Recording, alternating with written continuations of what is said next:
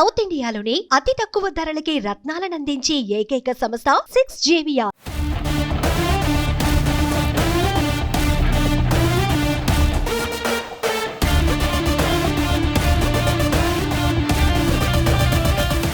Global star Ram Charan ప్రధాన పాత్రలో రూపొందుతున్న చిత్రం పెద్ది.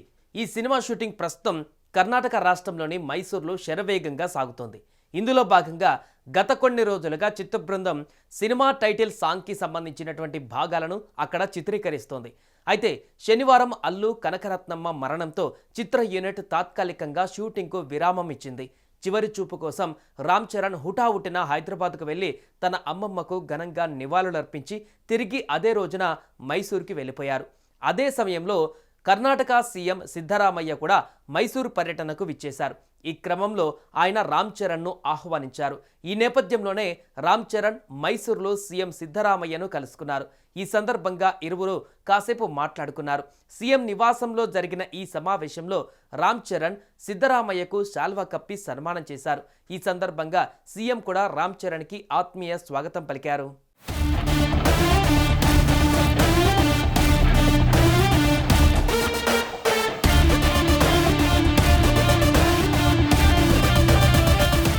ఇక సిద్ధరామయ్య పెద్ది సినిమా గురించి ఆసక్తిగా వివరాలు అడిగి తెలుసుకున్నారు. మైసూర్లో చిత్రీకరణ జరుపుకుంటున్న విషయమై కూడా మాట్లాడినట్టు సమాచారం. రామ్ చరణ్ సిద్ధరామయ్య కలిసి దిగిన ఫోటోలు ప్రస్తుతం సోషల్ మీడియాలో వైరల్గా మారాయి. అభిమానులు నెటిజన్లు ఈ భేటీ పైన స్పందిస్తూ కామెంట్ల వర్షం కురిపిస్తున్నారు. మర్యాదపూర్వకంగా ఈ భేటీ జరిగినట్టుగా తెలుస్తోంది. ప్రస్తుతం కర్ణాటక ముఖ్యమంత్రితో రామ్ చరణ్ దిగిన ఫోటోలు అదేవిధంగా కొన్ని వీడియోలు కూడా సోషల్ మీడియాలో హైలైట్గా మారాయి. ఇక జానీ మాస్టర్ సినిమాకి సంబంధించిన పాటని కొరియోగ్రఫీ చేస్తుండగా ఇందులో సుమారు 1000 మందికి పైగా డాన్సర్లు పాల్గొంటున్నారు. ఇంత పెద్ద సంఖ్యలో డాన్సర్లతో ఈ సాంగ్ని చిత్రీకరిస్తుండడం విశేషం.